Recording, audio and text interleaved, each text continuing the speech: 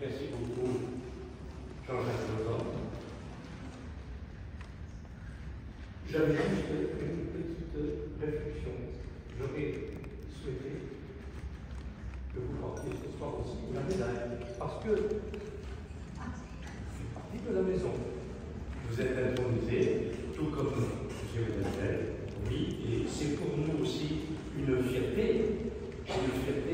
d'avoir intronisé, peut-être il y a fort longtemps, mais d'avoir intronisé des gens qui ont travaillé, toujours travaillé pour le leader de Fronton. Et c'est vrai, Jean-Jacques Lozan, vous soulignez, vous êtes responsable du leader de Gandhi. Je proscrirai le mot concurrent, je préférerais plus loin le mot collègue. Et vous m'avez tout à l'heure légèrement suggéré que si des réunions pouvaient se faire également sur le domaine de Gandhi, les vins de Fronton seraient largement bien accueillis. Et j'ai bien noté ça, et je vais laisser passer le message aux responsables. Il y a d'ailleurs le président des vins de Fronton, Jean-Frédéric, dans la salle. Et je suis sûr qu'il va entendre et comprendre le message. Fronton, la maison des vins, est un magnifique lieu de réunion, mais si on avait besoin ailleurs, sur Toulouse, en profitant de ces années des illustres ou ailleurs, ce ne serait que du bonheur pour tout le monde. Voilà, moi je voulais en même temps souligner une certaine fierté de voir la réponse des chevaliers pour ce chapitre d'intronisation.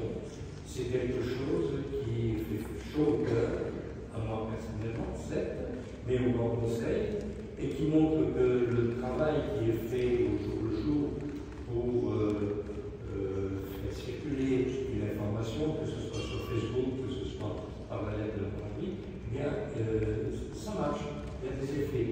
Et la fidélité, c'est quelque chose de très important, et je tiens à vous en remercier tous ici.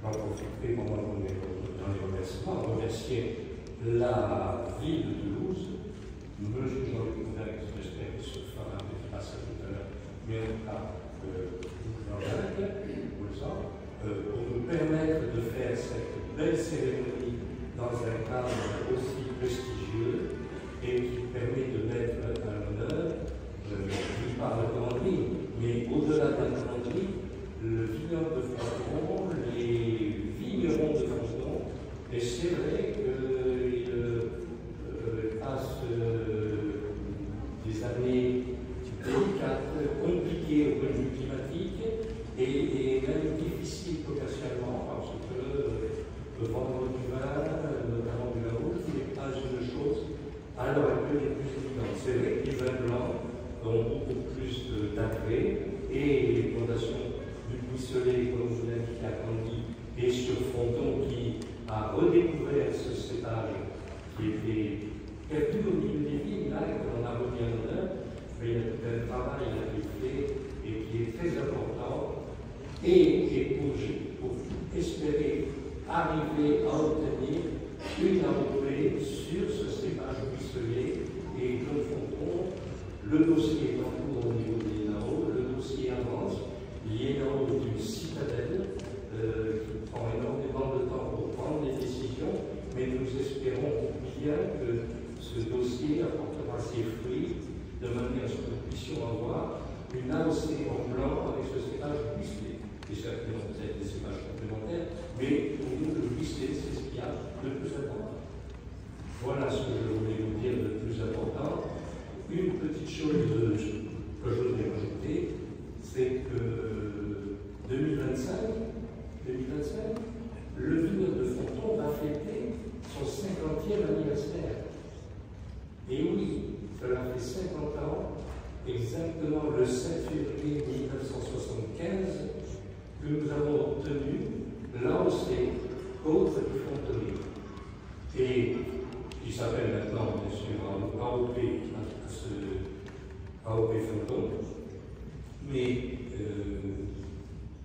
c'est pour nous important de souligner tout ce travail, tous ces cépages, tous ces engagements des vignerons pour